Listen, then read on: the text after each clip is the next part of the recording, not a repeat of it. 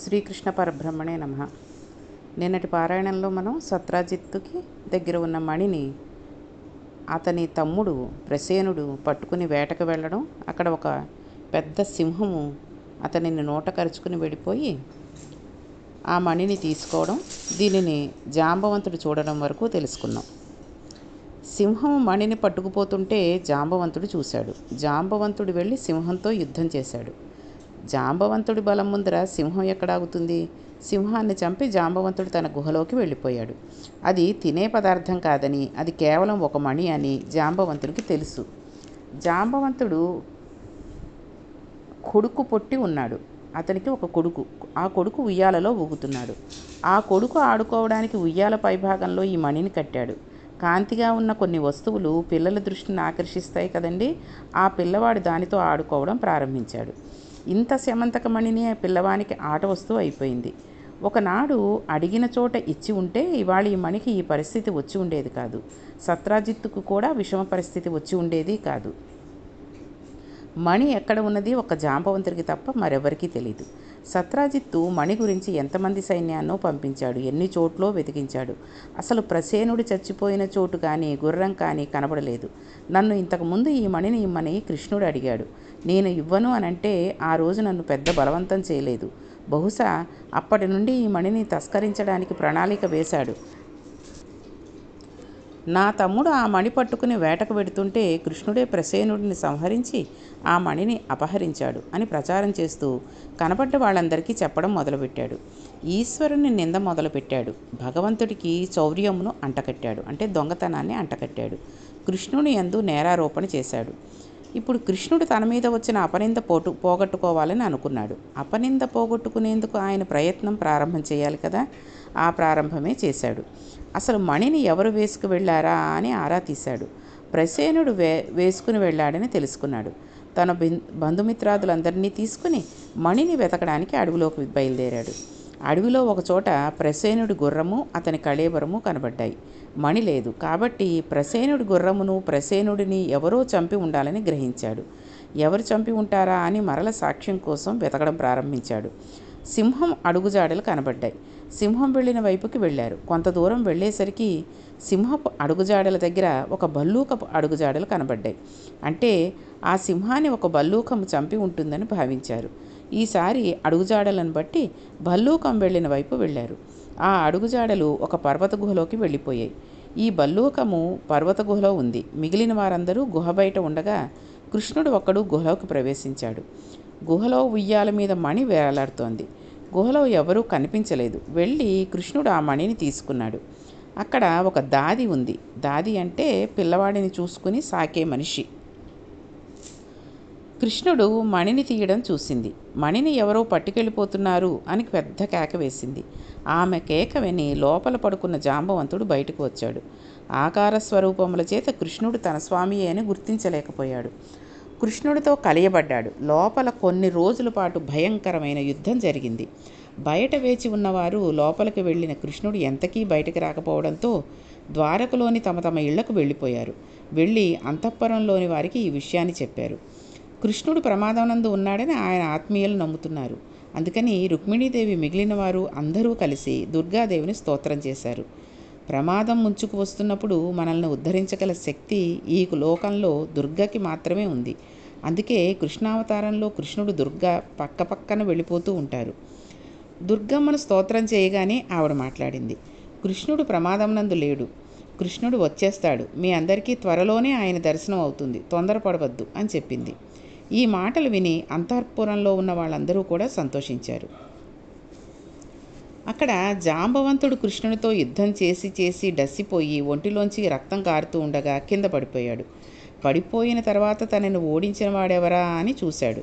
ఇప్పుడు జ్ఞాపకానికి వచ్చింది. త్రేతాయుగంలో ఏ మహానుభావుడిని మేమందరం సేవించగా కోదండముకు బాణం సంధిస్తే సముద్రం అంతటి దానిని దారి ఇచ్చిందో, ఎవరు లంకా పట్టణమును చేరి అరవీర భయంకరుడైన దశకంఠుని పరిమార్చినాడో ఆ మహానుభావుడు నా కోరికని కృష్ణావతారంలో తీరుస్తానని వరం ఇచ్చాడు. ఈ కృష్ణుడు ఆ రాముడు ఒక్కడే. తండ్రి, నేను నీతో కలిసి ఆ రోజు తిరిగాను.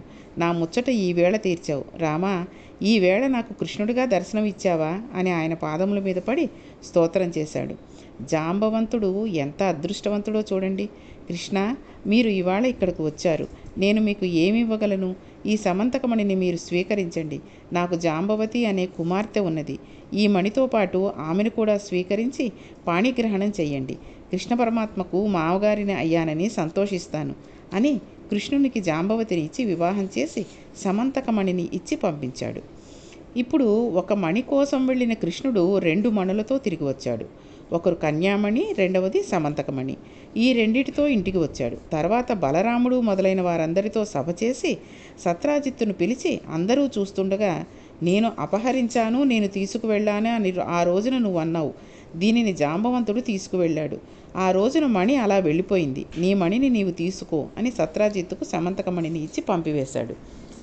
సత్రాజిత్తు మణిని తన ఇంటికి తెచ్చేసుకున్నాడు.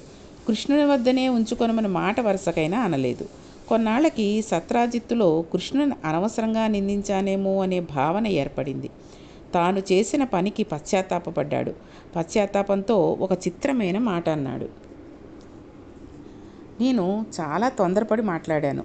ఆనాడు మణి దొరికే వరకు ఎందుకు నిగ్రహించుకోలేకపోయాను? కృష్ణుడు ఎత్తుకుపోయాడని అనవసరంగా ఆయన మీద అభియోగం చేశాను.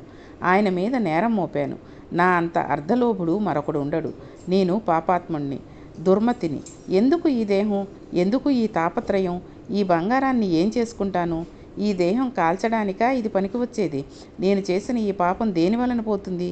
కంసుని సంహరించిన కృష్ణ పరమాత్మ మరల ఏ కారణం చేత తిరిగి నా యందు కారుణ్య బుద్ధిని పొందుతాడు? నన్ను ఎలా ఆదరిస్తాడు అని ఆలోచించగా అతనికి ఒక విషయం జ్ఞాపకానికి వచ్చింది. జాంబవంతుడు ఏమి చేశాడో తాను కూడా అదే చెయ్యాలనుకున్నాడు. సత్రాజిత్తు ఇంట్లో పెళ్లికి ఈడుకు వచ్చిన ఒక కూతురుంది. ఆమె పేరు సత్యభామ. సత్యభామ మీద అప్పటికి చాలామంది కళ్ళు ఉన్నాయి. వారిలో ప్రధానమైన వాడు శతధన్వుడు.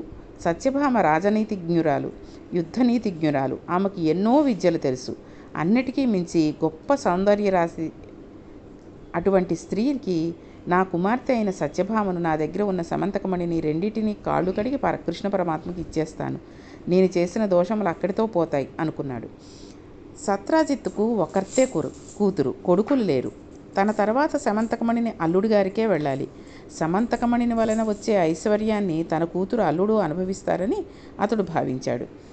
కన్యాదానమును మణిదానమును స్వీకరించమని ఆయన కాళ్ళు పట్టుకుని అడుగుతాను. ఆయన తప్పకుండా ఒప్పుకుంటాడు. కన్యాదానం చేస్తూ ఈ మణిని కూడా ఇచ్చేస్తాను. అల్లుడు కాబట్టి పుచ్చేసుకుంటాడు అని అనుకున్నాడు. ఒక్కొక్కళ్ళకి ఒక్కొక్క వెర్రి ఉంటుంది. తాము ఏమి ఇచ్చినా నా అల్లుడు పుచ్చేసుకుంటాడు అని అనుకుంటూ ఉంటారు. అల్లుడు ఒక సంస్కృతి సంస్కారం ఉన్నవాడు. అలా పుచ్చుకునేవాడు కాదని వాళ్ళకి తెలియదు. తెలియక దేనికోసమో అర్రులు చాచేవాడు అల్లుడు అని అనుకుంటూ ఉంటారు. కానీ ఆయన పరమాత్మ. ఈయన బుద్ధి ఆయన కనిపెట్టగలడని సత్రాజిత్తు తెలుసుకోలేకపోతున్నాడు. మనఃపూర్వకంగా ఇచ్చిందే అయితే సత్యభామను పుచ్చుకున్నవాడు సమంతకమణిని పుచ్చుకోకుండా ఉంటాడా? ఈ విషయాన్ని అతడు గ్రహించలేకపోయాడు. శ్రీకృష్ణ పరమాత్మ దగ్గరికి వెళ్ళి సత్యభామను సమంతకమణిని స్వీకరించమని అడిగాడు. శ్రీకృష్ణుడు సత్యభామ మెడలో తాళి కట్టిన పిదప సత్రాజిత్తు సమంతకమణిని తీసుకువచ్చి, అల్లుడు గారు, దీనిని తీసుకోండి అని చెప్పాడు. కృష్ణుడు సత్రాజిత్తు ఆలోచనను కనిపెట్టాడు. కృష్ణుడు అన్నాడు, మణులు మీకు ఉన్నాయి, మాకు ఉన్నాయి. ఇప్పుడు నువ్వు పట్టుకువచ్చి మాకు ఇస్తామన్న మణి కన్యామణి. ఆమెను స్వీకరించాను. సమంతకమణి లాంటి మణులు మాకు ఉన్నాయి. ఆ మణిని మీరే ఉంచుకోవాల్సింది అని మణిని తిరిగి సత్రాజిత్తుకు ఇచ్చివేశాడు. ఒక్కసారి కృష్ణుడు అడిగితే ఇవ్వనందుకు ఇప్పుడు సత్రాజిత్తుకు ఆ మణి ఎంత బరువై కూర్చుందో చూడండి. సత్రాజిత్తు సమంతకమణిని మరల తన ఇంటికి తెచ్చేసుకున్నాడు. కొన్నాళ్ళు అలా సాగిపోయాయి. కృష్ణ పరమాత్మ ధర్మరాజాదులను ఒకసారి చూసి వద్దామని ఇంద్రప్రస్థానానికి వెళ్ళాడు. అక్కడ పాండవులతో సంతోషంగా గడుపుతున్నాడు. ఈలోగా ఒక విచిత్రమైన పరిస్థితి ఏర్పడింది. కృతవర్మ, అక్రూరుడు వీళ్ళిద్దరూ కృష్ణుని భక్తులు. వీళ్ళిద్దరూ కలిసి ఒక రోజున శతధన్వుడిని పిలిచారు. ఆ సమయంలో కృష్ణుడు ఇంద్రప్రస్థంలో ఉన్నాడు. వీళ్ళు శతధన్వుడితో, సత్రాజిత్తు సత్యభామను నీకిచ్చి పెళ్లి చేద్దాం అనుకునేవాడు. సమంతకమణిని కృష్ణుడు తీసుకువచ్చిన తర్వాత సత్యభామను తీసుకువెళ్ళి కృష్ణుడికి ఇచ్చేశాడు. నీకిస్తానన్న పిల్లను నీకు ఇవ్వలేదు. కృష్ణుడు ప్రస్తుతం ద్వారకలో లేడు, ఇంద్రప్రస్థానానికి వెళ్ళాడు. నీకిదే మంచి అవకాశం. నీవు వెళ్ళి సత్రాజిత్తును చంపి సమంతకమణిని ఎత్తుకుపోవలసింది అని సలహా ఇచ్చాడు. వారి మాట నమ్మి ఉన్నవాడు ఉన్నట్టుగా సత్రాజిత్తు అంతఃపురానికి వెళ్ళాడు. సత్రాజిత్తు గాఢ నిద్రలో ఉన్నాడు. నిద్రపోతున్న వాడిని చంపకూడదు అనే నియమం కూడా పాటించకుండా నిద్రపోతున్న వాడి కుత్తుక కోసేస్తుంటే సత్రాజిత్తు పెద్దగా కేకలు వేశాడు.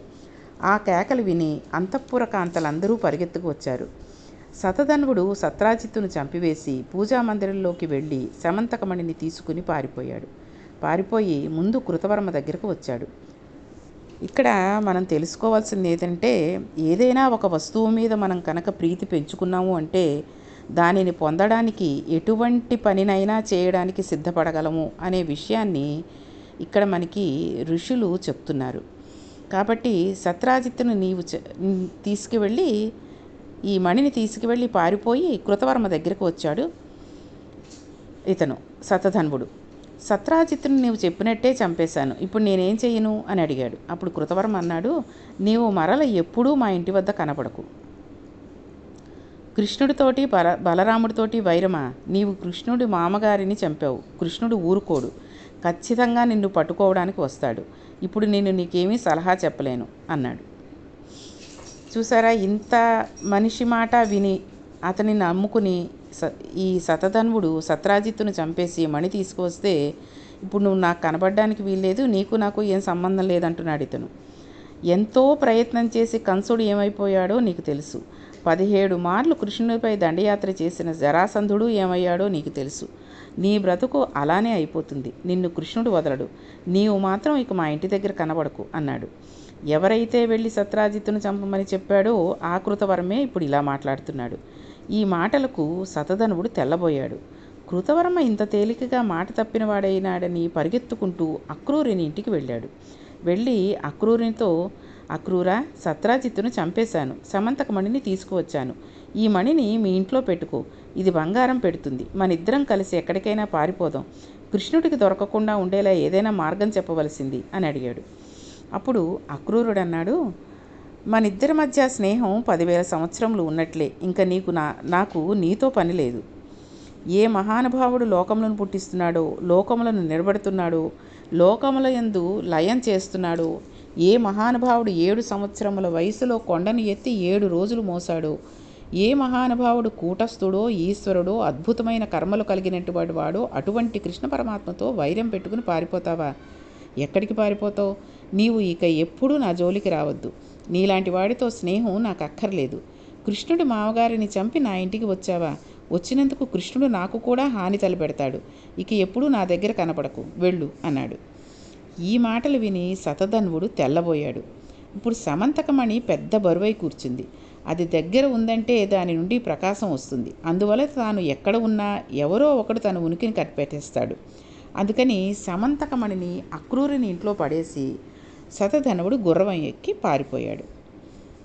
ఇలా శతధన్వుడు గుర్రం ఎక్కి పారిపోయిన తర్వాత సమంతకమణిని అక్రూరుని ఇంట్లో విదిలిన తర్వాత ఏం జరిగింది అనే విషయాన్ని రేపటి పారాయణంలో తెలుసుకుందాం.